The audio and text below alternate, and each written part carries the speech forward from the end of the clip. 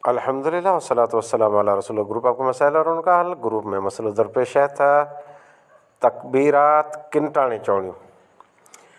तकबीरात ईद अल्लाहु अकबर ला इलाहा इल्लल्लाह वल्लाहु अकबर वलिल्लाहिल हम्द। तकबीरात ईद शवाल जो चंद्र नज़र अचे न शुरू थी वञो। जीअं हिंटाणे 20 तारीख़ 3 महीनो 2026 मगरिब जी नमाज़ पढ़ी निकिरासूं ऐं चंड शवाल जो नज़र आयो।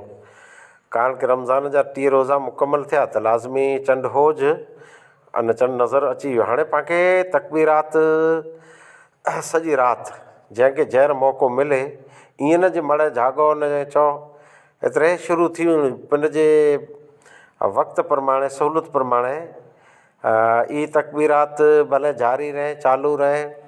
फजर थिए फजर जी नमाज़ थी वञे पोइ कुरो इन लाइ करे सॼी राति जागणु ज़रूरी आहे। जीअं कोई जाग ज़रूर न आहे वञी लास्ट ईद जी नमाज़ सूदीअ।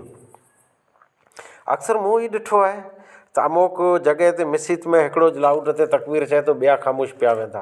इज्तिमाही तकबीर जो केॾा पाण सबूत न ईंदी इज्तिमाही अने लाउड ते पाई हिकु तकबीर जो कंहिंखे ॾसियो हुजे भई अहिड़ियूं तकबीरूं पढ़ंदा रहिजा त ॿई ॻाल्हि आहे। बाक़ी लगातार लाउड ते तकबीरूं मस्जिद में पाण के केॾा चेज सबूत नथो मिले। ईअं वरी ईदगाह में कुरो थिए थो माण्हू जरा हिकिड़ा पहिरीं पुॼनि था ॿिया लेट अचनि था पोइ मोंदला टाइम पास लाइ करे मींहं जी तकबीर चओ मींहं जी तकबीर चओ। ख़ुतबो मींहं जी खे ॾियणो आहे अने नमाज़ मींहं जी खे तकबीर मींहं जी खे पोइ वीचारो मींहं जी हा तैर जराखनि खे चए थो त उहो विढ़नि था कारण खे हदियो ॾिनो हुयो त मींहं जी न सरंदे पोइ चालू थी वञे त चओ मींहं जी हाणे लाउड में चओ पिंड माठ के वेठो आहे मींहं जी मसरूफ़ रहे। अहिड़ो न आहे जंहिंखे तकबीरूं चवणियूं आराम सां चओ पिया इत्मिनान सां चओ पिया।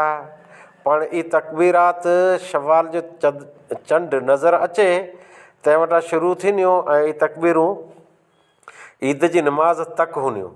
पोइ ईद जी नमाज़ लाइ जॾहिं अच वञु थिए हिकिड़े रस्ते तां वेंदासूं तकबीरात जे ज़रिए वेंदासूं वरंदासूं त ॿिए रस्ते तां तकबीरात जे ज़रिए वाख़िर दवाना अल्हम्दुलिल्लाहि रब्बिल आलमीन।